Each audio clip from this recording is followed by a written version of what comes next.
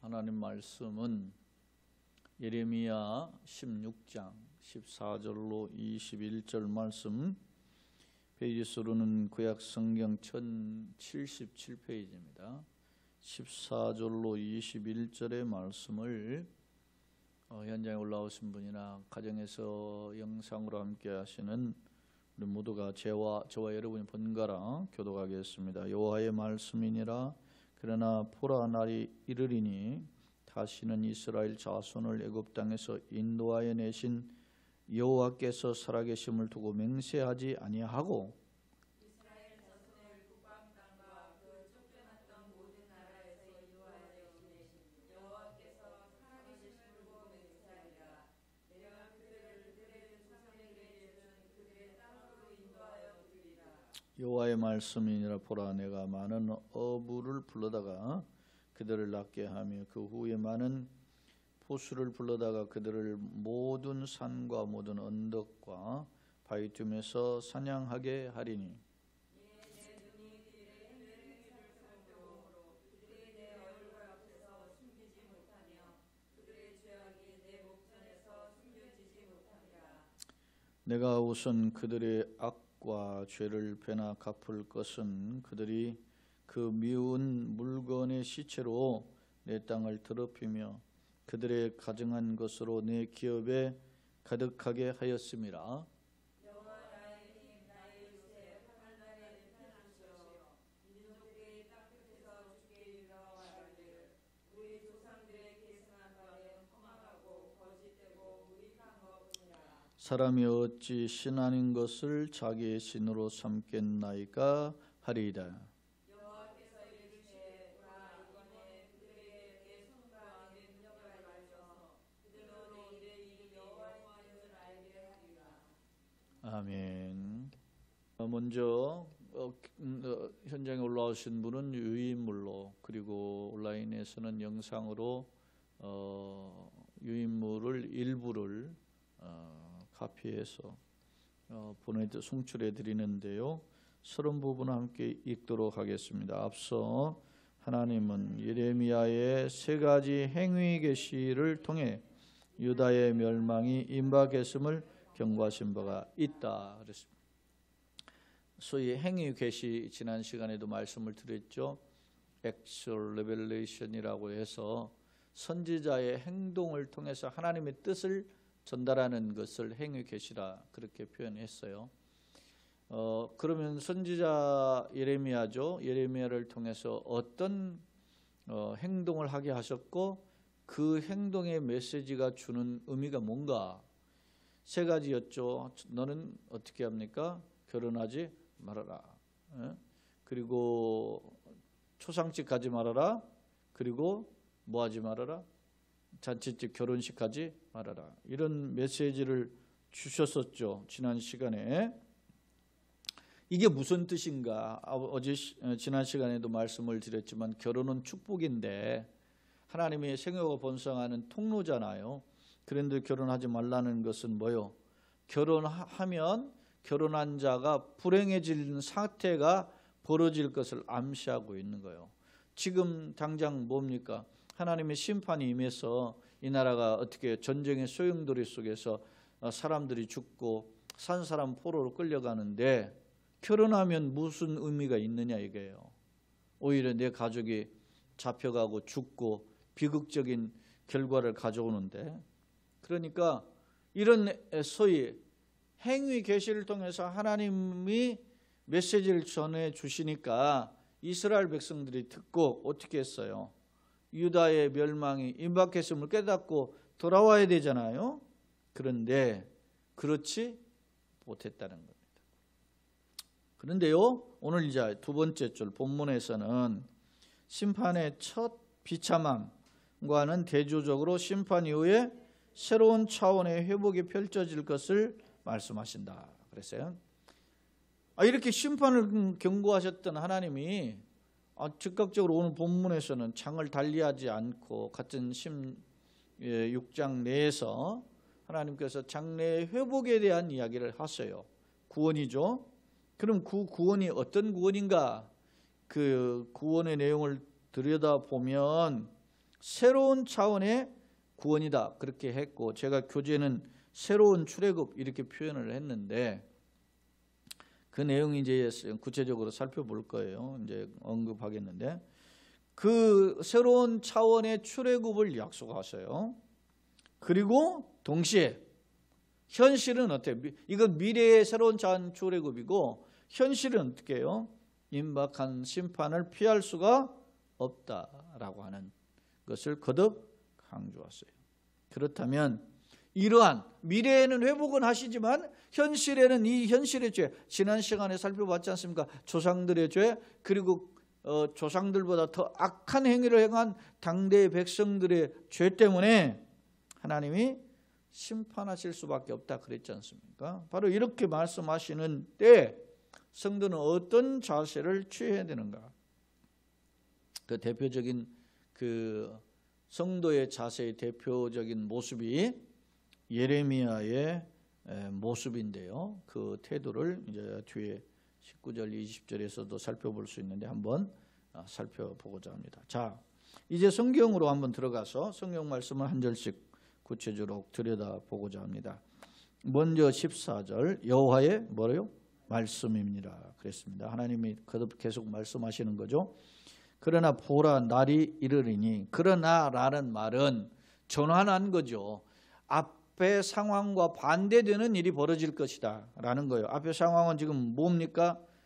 이스라엘 백성들의 조상들이 악을 행했어요. 하나님 버리고 우상을 쫓아서 섬김으로 하나님의 진노를 사았단 말입니다.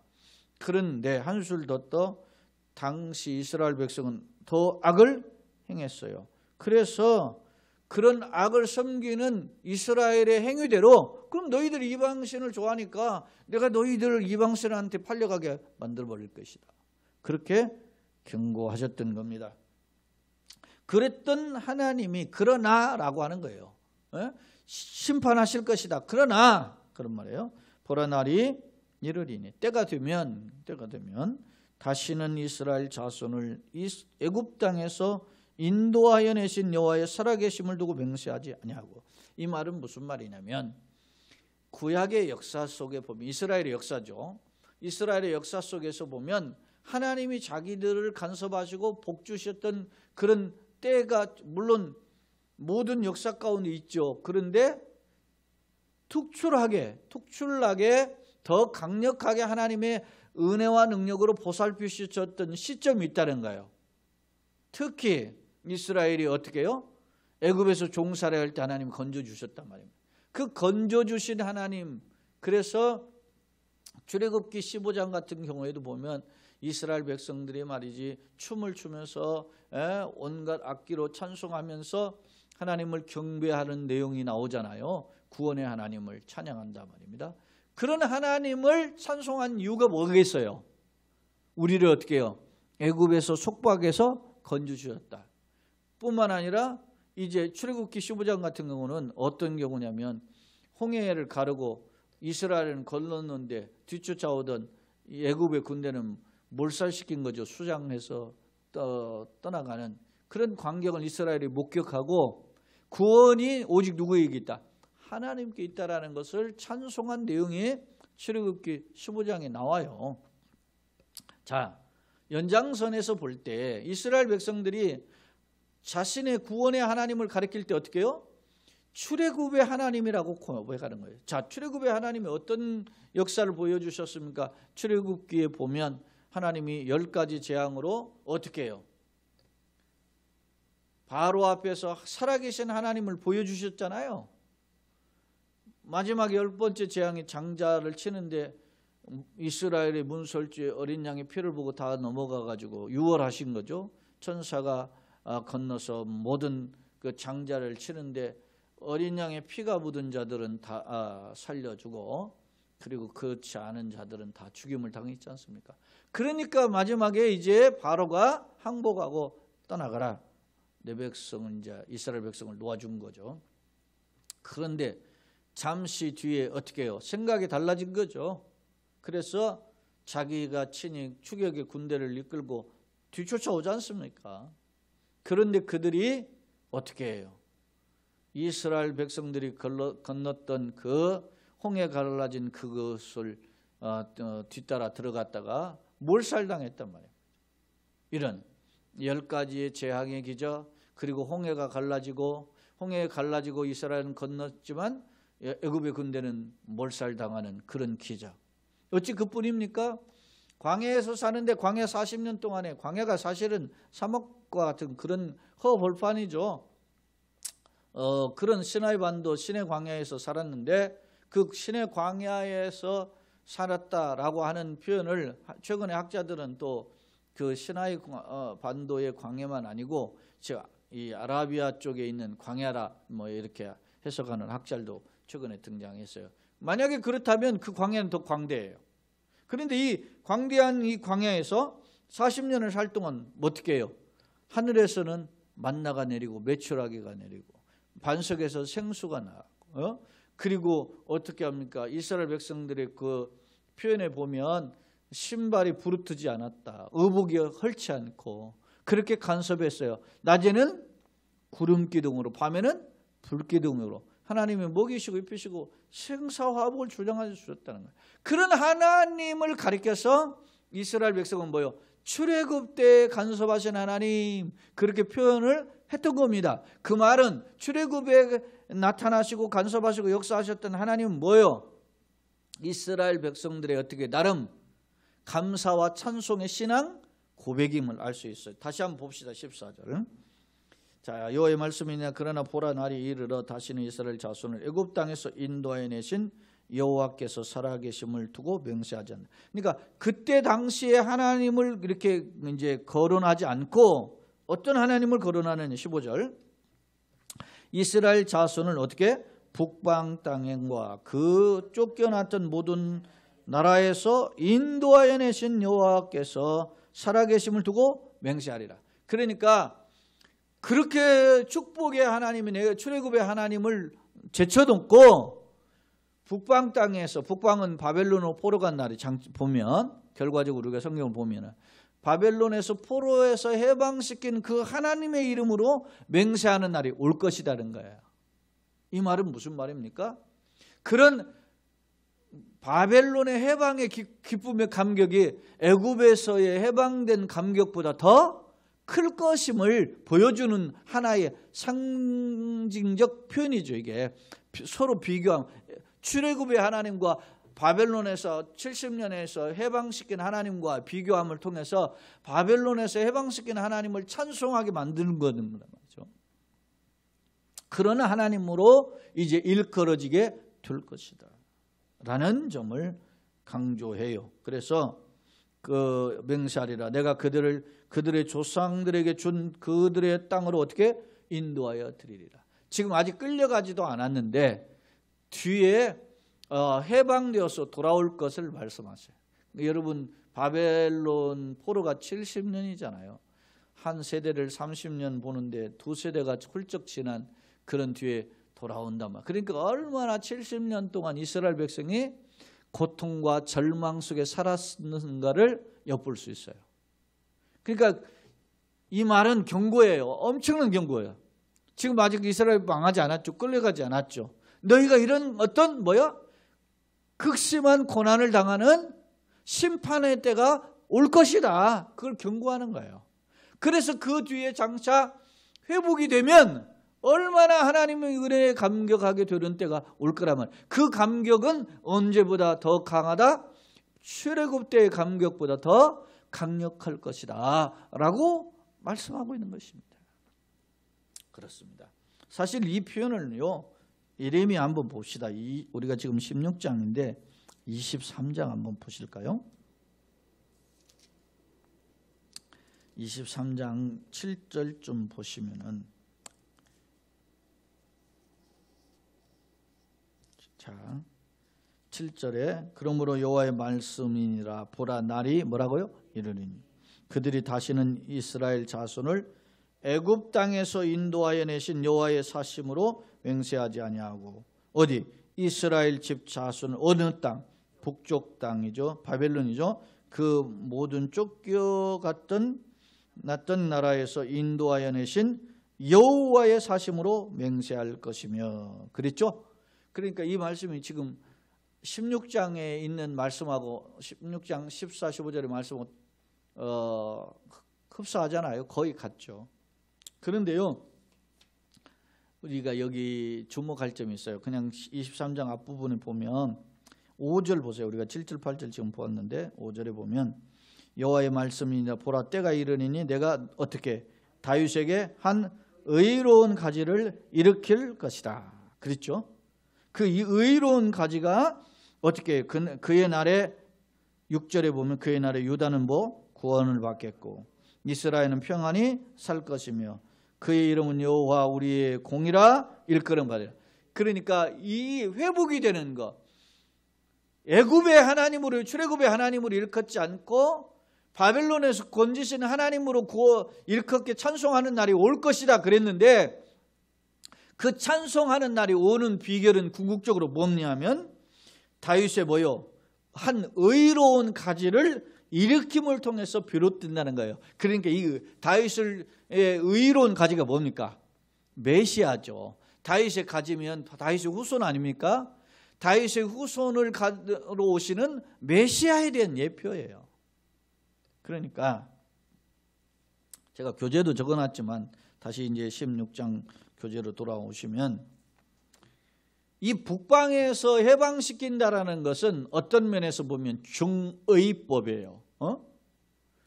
중의법 두 가지 이상의 의미를 가지고 있다는 거예요. 하나는 현실적으로는 바벨론에서 70년 만에 해방되어서 돌아오게 된다라는 의미를 가지고 있고, 또 하나는 뭐요? 미래에 어떻게 해요? 아까 말한 그 23장에서 살펴본 것처럼 장차 다윗의 후손으로 오시는 메시아죠. 메시아를 통해서 구원하는 감격이 있게 될 것이다. 할렐루야. 근데 그 감격이 어떻다고요? 출애굽 때의 감격보다 더 비교할 수 없을 정도로 감격적일 것이다. 믿습니까? 오늘 약속이 여기 있다는 거죠. 자, 그렇게 하고 단락이 또 나눠져요. 16절 한번 봅시다. 자, 이제 14, 15절을 간략하게 보고 이제 뒤에 또 연결이 되는데 그때 한번 더 언급하기로 하고요. 16절 여호와의 말씀입니다. 또 하나 말씀이 뭐예요? 자, 보라, 내가 많은 어부를 불러다가 그들을 어떻게 해요? 낚게 하고. 어부가 뭘 낚죠? 물고기를 낚듯이 하나님이 어부를 통해서 이스라엘 낚아챈다는 거예요. 그 어부가 누굽니까? 심판자죠. 바벨론의 군대예요. 현실적으로 코딱질 바벨론의 군대를 상징하고 있어요. 어부를 불러다 그들을 어떻게 해요? 낚게 하며 그 후에는 뭐요? 많은 포수, 이번에는 어부가 아닌 뭐요? 포수를 불러다가 그들을 모든 산과 모든 언덕 바위 틈에서 어떻게 해요? 사냥. 모든 산과 모든 언덕 모든 바위 틈은 어떻게 해요? 이게 한마디로 요새예요. 요새. 적이 침공하거나 위협이 있으면 피해서 숨는 곳이 이런 곳이란 말이에요. 이스라엘의 지형적으로 보면. 그래서 숨어요. 아프가니스탄에 아프가니스탄 전쟁이 있었잖아요. 미군들이 결국은 이렇게 이제 물러가는데 그 전에 누가 갔냐면 소련이 와서 이렇게 지배를 했는데 결국은 포기하고 떠났어요. 왜냐? 겉으로 보기에는 그냥 민둥산이에요. 근데 구멍마다 파고 들어가가지고 게릴라 작전을 하는 거예요. 요새로 들어가요. 추격 군대가 아무리 화력이 좋아도 들어가면 어떻게 해요? 살아남지 못하는 거예요. 그래서 결국 소련이 러시아가 철군했었거든요. 미국도 결국 못하잖아요. 그거. 그런데 그 사막의 요새들이 이런 곳이에요. 이렇게 숨었는데 그래 봤자야. 왜냐? 모든 산과 모든 언덕과 바위 틈에서 어떻게 해요? 사냥해. 사냥꾼 포수가 사냥해 간다는 거야. 아무리 숨어도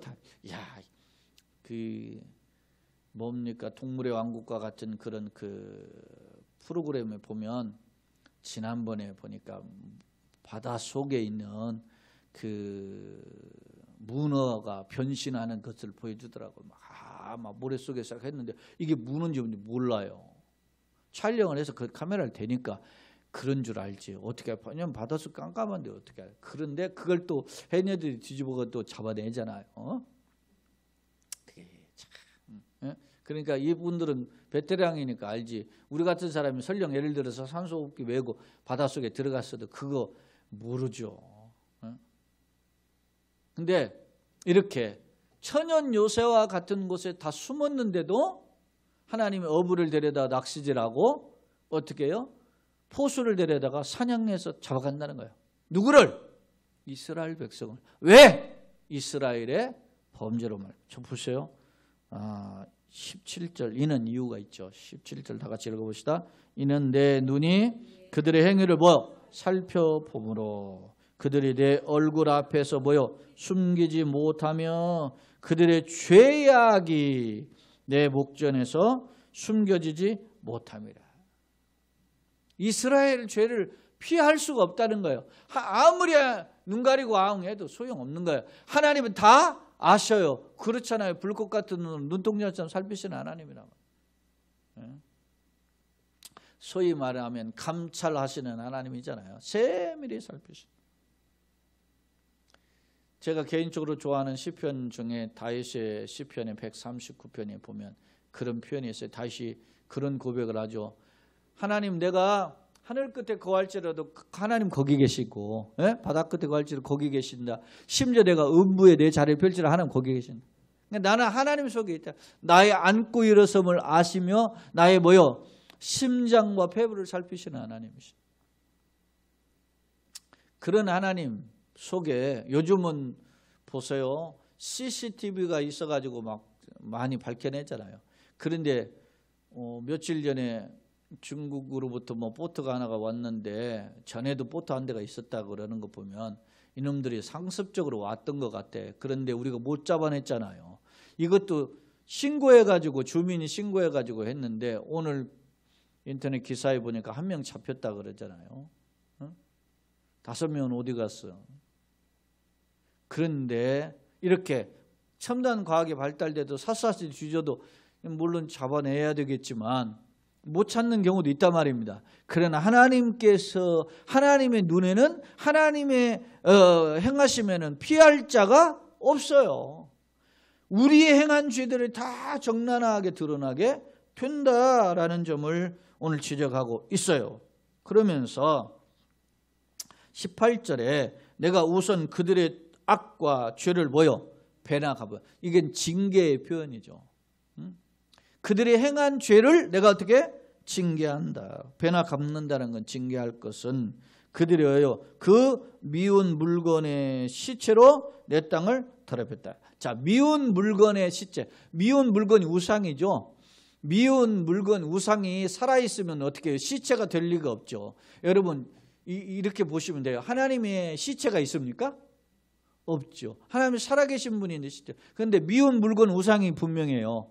하나님의 앞에서 가져간 물건인데 미운 물건을 결국 뭘 표현했어요? 시체로 표현했어요. 그러니까 우상은 가짜다라는 것입니다. 그것을 분명하게 주님의 말씀으로 보여줘요. 그러면서 그들이 그 미운 물건의 시체로 내 땅을 어떻게 했어요? 더럽히며 그들의 가져간 것으로 내 기업에 어떻게 해요? 가득하게 했어요. 왜 하나님이 이스라엘 백성을 심판하실 수밖에 없고 그 심판의 그 모습이 배나 갚을 정도의 진노가 있느냐? 그것은 결국 우상을 숭배하고 하나님을 떠나서 죄악에 가득했기 때문에 바로 그것을 하나님께서 심판하실 수밖에 없다라고 하는 점을 경고하고 있어요. 그렇습니다. 하나님은 그런 표현이 있잖아요. 링컨의 표현에 빌리면 한 사람을 10번 속이거나 10사람 한 번 속일 수 있다. 그러나 10사람을 10번 속일 수는 없다. 이런 표현이 있어요. 100사람 100번 속일 수 없다. 이런 식으로. 언젠가는 다 어떻게 해요? 드러난다. 우리가 꼬리가 길면 잡히잖아요. 그런 것처럼. 그런데 세상도 그런데 하물며 생사화복의 주인이시고 만왕의 왕이시고 불꽃 같은 눈은 눈동자처럼 지키시는 그 하나님 앞에 우리가 다 어떻게 해요? 정나하게 벌거벗은 것처럼 드러나게 되는 것이죠. 여러분 히브리서 4장에 보면 하나님의 말씀은 살았고 운동에서 자유였던 날선 검보다 예리하여 홍과 영과 관절과 골수를 찔러 쪼개기까지 하나님 모든 만물이 그의 상관하시는 하나님이죠. 상관하시는 하나님 앞에 벌거벗은 것 같이 드러나리라 그랬어요. 결국 하나님 앞에 모든 것이 다 드러나게 될 것이다 라는 점을 지적해 주고 있습니다. 이 말은 무슨 말입니까? 자, 오늘 단락은 앞서 첫 번째 단락은 14, 15절은 어떻게 해요? 장래에 하나님께서 회복하는데 그 회복의 강도가 어떻게 해요? 출애굽의 하나님으로 일컬어지지 않고 장래 회복하는 하나님으로 일컬어질 정도로 회복의 강도가 어떻게 해요? 놀라울 것이다. 그래서 제가 제목을 적어봤잖아요. 새로운 출애굽이다. 이렇게 표현한 거예요. 그런데 현실은 지금 어때요? 죄악에 가득하죠. 그래서 그 죄악을 어떻게 해요? 준엄하게 심판할 수밖에 없다. 그래요. 그럼 우리가 어떤 영적 스탠스를 취해야 되느냐? 이런 미래의 영원한 하나님이 구원하시는 하나님의 은혜를 바라볼 것인가? 아니면 지금 죄악에 가득한 자에 그냥 여전히 그 죄악에 몰입해서 살 것인가? 어때야 되느냐? 오늘 예레미야의 그 고백 속에서, 예레미야의 그 확신 속에서 우리가 어떤 자세를 취해야 되는가에 대한 지혜를 제공하고 있어요. 자, 그 제공하는 말씀이 19절, 20절이에요.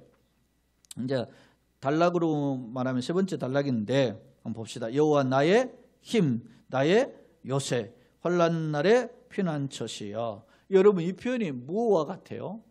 마치 시편에서 나오는 다윗의 고백과 같아요. 시편 18편 대표적이잖아요. 18편 2절에 여호와는 나의 힘이시오, 산성이시오, 요새시오, 피난처시오, 거할성이시오. 예? 그런 표현을 하잖아요. 144편 2절에도 똑같이 이런 표현을 해요. 그러니까 여러분요, 하나님이 참 기뻐하시는 신앙 고백이 뭐냐? 여호와는 나의 뭐요? 힘이시오, 나의 목자시오. 예? 다윗이 여호와는 나의 목자시, 내가 부족함이 없다 그러잖아요. 하나님과 나와의 관계가 회복이 되어야 돼. 설령 누구 예를 들어서 누구 친구 따라 강남 가듯 남편 바지끈이나 아내 치마끈 잡고 부모님 손에 이끌려가지고 예배당 출입을 했는지는 몰라도 아브라함의 하나님, 이삭의 하나님, 야곱의 하나님, 이제는 무슨 하나님? 나의 하나님이 되어야 된다는 것을 성경은 보여주고 있어요. 예레미야 고백을 통해서 보여줘요. 보세요. 지금 전부 다 이스라엘 백성들 어떻게 해요? 우상에게 방향을 틀어가지고 그쪽으로 다 가지 않습니까? 그러나 오늘 예레미야의 고백은 여전히 어떻게 해요? 요지부동이에요. 흔들림이 없이 오직 하나님만을 바라보고 있다. 여호와 나의 힘, 나의 요새, 환난 날의 피난처시여. 민족들이 땅끝에서 죽게 이르러 말하기를. 이제는 민족들이라는 것은 이방 민족을 가리키는 거예요. 이스라엘뿐만 아니라 이방의 나라, 열방 민족이죠. 그런 나라들이 주님께 이르러 말하기를 우리 조상들의 계승한 바는 다 뭐요? 허망하고 거짓되고 무익한 것뿐이라. 허망, 거짓, 무익 세 번 반복해 같은 말. 다 쓸모없는 것이. 우상이 다 그렇다는 거예요. 우상 숭배의 행위가 다 그렇다는 거고. 이제 누가 그런다는 거예요? 민족들이라는 거예요. 이방 사람들이 그렇게 되는 거예요.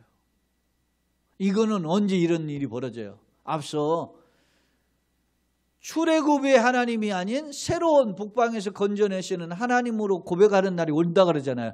그런 연장을 선에서 그 약속을 보니까 예레미야가 그 고백을 하는 거예요.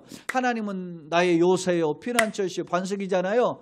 그 하나님께 이제는 나뿐만 아니라 이방의 백성들까지 와서 자기가 섬겼던 무익한 것들, 헛된 것들, 거짓된 것을 버리고 하나님만을 고백하는 날이 올게 될 것이다. 할렐루야. 그러면서 20절 그런 말을 해요. 반문의 고백이죠.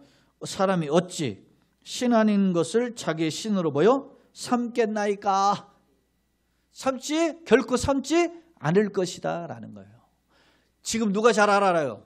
예레미야가. 그런데 장차 누가 이런 고백을 하게 된다? 이방인들까지도.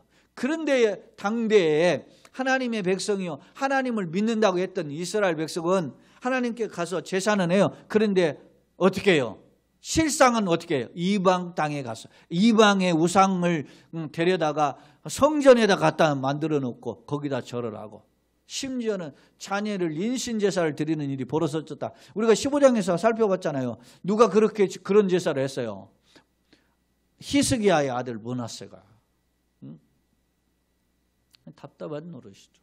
자, 그때 하나님 이제 마지막 21절에 하시는 말씀을 봅시다. 여호와께서 이르시되 보라, 이번에 그들에게 뭐요? 내 손과 내 능력을 어떻게 알려서 그들로 내 이름이 여호와인 줄 알게 하려. 이 그들에게는 이스라엘뿐만 아니라 이방까지 포함되어 있는 거예요. 천하 만민이 하나님의 여호와시고 하나님만이 진정한 통치자이시고 참 신이심을 알게 하신다는 겁니다. 자, 말씀을 이제 정리해 보겠습니다. 교재로 와서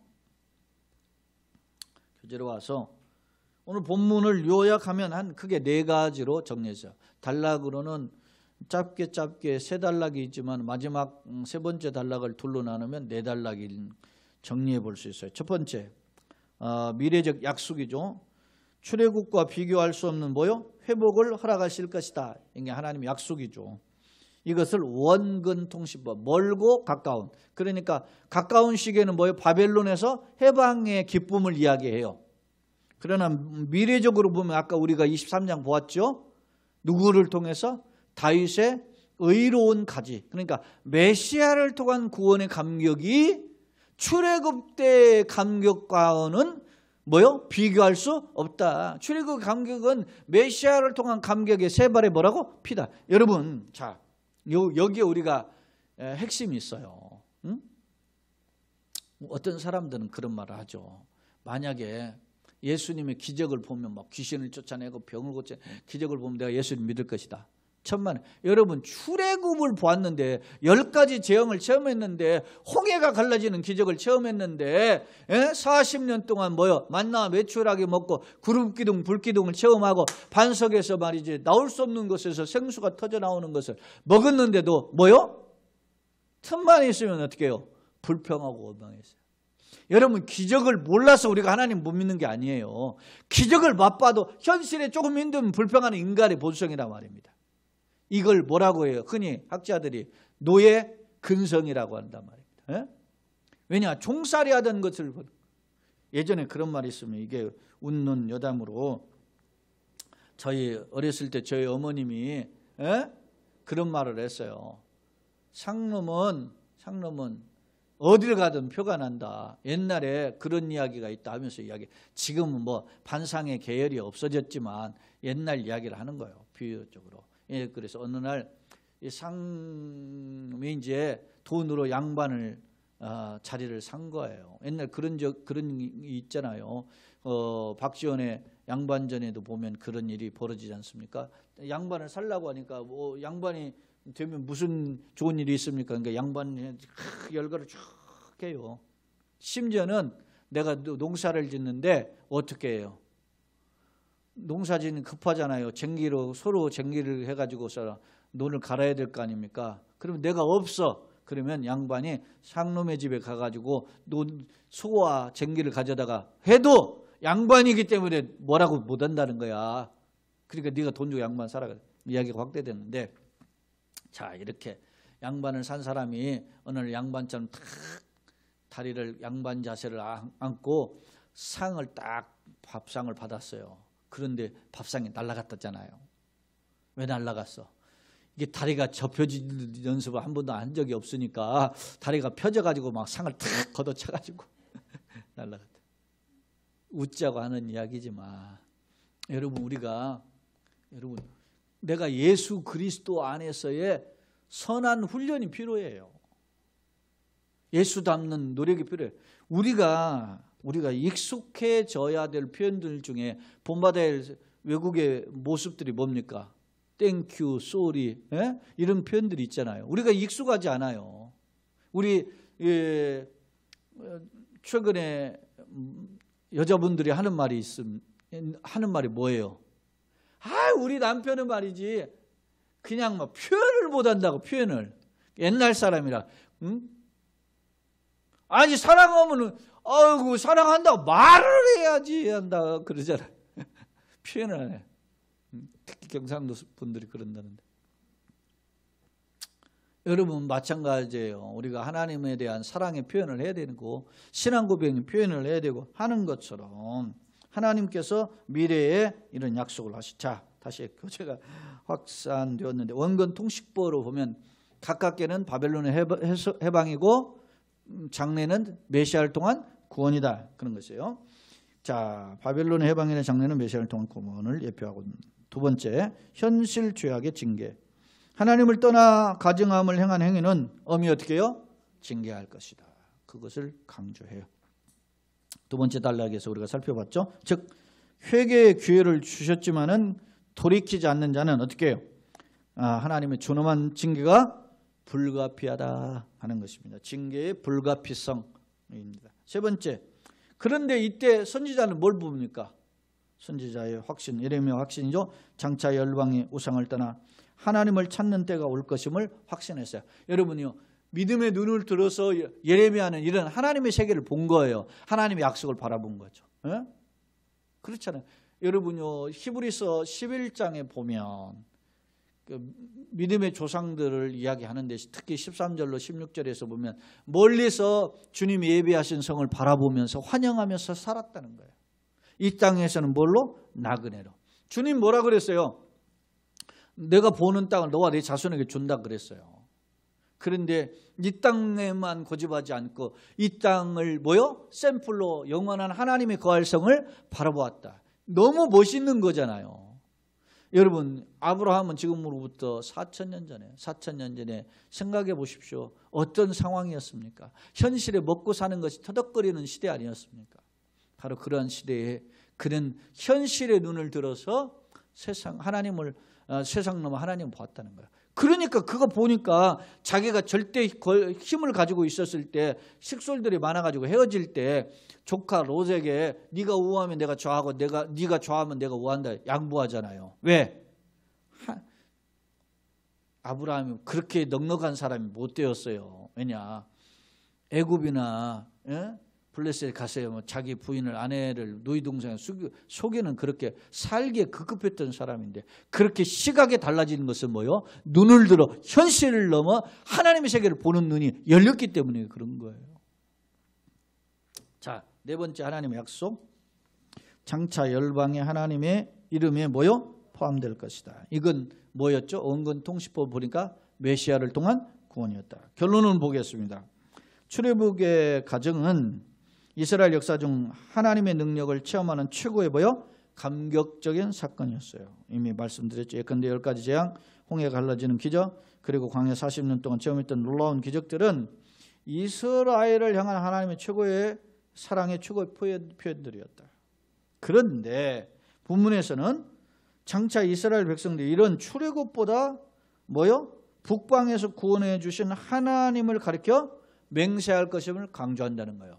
그러니까 북방에서 건져내시는 구원이 더 감격스럽다는 걸 더 큰 은혜와 능력이라는 점을 보여준다는 거예요. 그렇다면 무슨 뜻인가? 이는 잠시 후에 있을 바벨론의 침략이 그만큼 무시무시할 것이고, 그 무시무시한 심판에서 건져주신 하나님을 찬송하는 날이 올 것이다. 그런데 이 찬송은 바벨론에서의 해방뿐만 아니라 장래 의로운 다윗의 의로운 가진 메시아를 통한 구원을 예표하고 있다. 그랬습니다. 자, 원근 통시법으로 살펴볼 때 가깝게는 바벨론에서의 해방이나 근본적으로는 메시아를 통한 구원임을 알 수 있다. 나는 무엇을 바라보는가? 현실적 장애물을 통해 고난의 의미를 발견하면 물론 참 이게 함부로 교만할 수 없는데, 우리는 지금 코로나19를 겪고 있는데 교회에 오히려 하나님 은혜를 주셔서 참 감사하게도, 제가 오늘 또 미얀마 선교사님의 그 선교 편지를 제가 카톡으로 받았는데, 그래서 제가 그것을 다 문서로 해서 출력을 해서 제가 이제 게시판에 게시할 텐데, 거기에 보면 참 놀라운 역사들이 있어요. 얼마나 감사한데. 그래서 제가 우리 교회 그냥 통장에 있는 돈 얼마라도 이거 건축하는데 좀 보태라 하고 제가 일부 송금했는데, 코로나19에 우리도 살기 힘든 판인데 할 수 있는 것은 은혜인 줄로 믿습니다. 그러니까 현실만 볼 수 없어요. 현실 넘어 은혜의 세계가 있어요.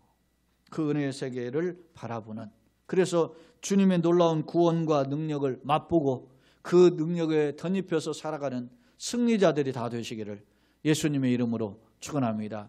현장에 올라오신 분이나 또 가정에서 함께 예배하는 우리 모두가 이런 말씀의 은혜에 거하기를 예수 그리스도 이름으로 축원합니다. 좋으신 하나님, 우리